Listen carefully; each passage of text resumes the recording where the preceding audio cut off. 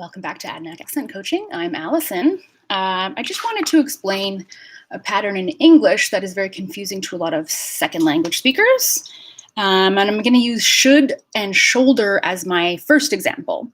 So you see should on its own, and first of all, you're like, why is there an L there? Like, what is this confusing vowel situation?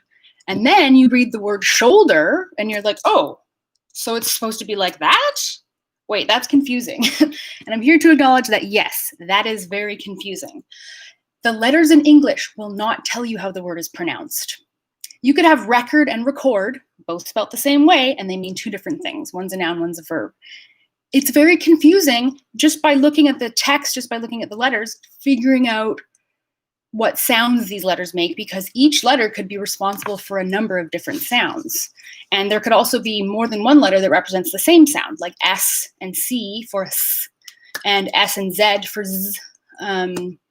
So I want to give another few examples for this one because I get asked about this all the time. So should does not become shoulder, and shoulder does not make a should.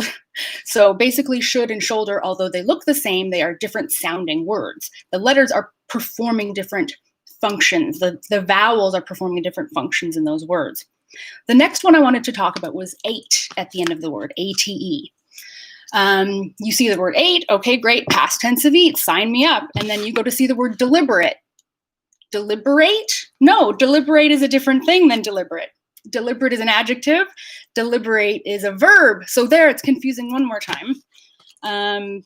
So ate does not turn into ate at the ends of words necessarily. And if it does, it could be changing the category of the word from a noun to a verb, like articulate versus articulate. Another example. And I just want to do one more example. Ice versus prejudice. So you see the word ice, frozen water, cool beans. You're reading the word prejudice, you come across it and you're like, prejudice. No, it's not prejudice. So this is just an example, but there's so many pairs of words like this in the English language. And the point I'm trying to make is the letters of the word will not tell you how it sounds.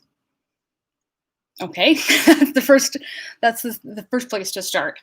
The second thing is knowing that this pattern exists. So knowing that the stress pattern could change or the pronunciation could change in order to change the category, the grammatical category of the word. So can you think of any other examples? I want you to leave me some more examples to talk about in the comments, and I will talk to you in a few more days. Thanks for watching.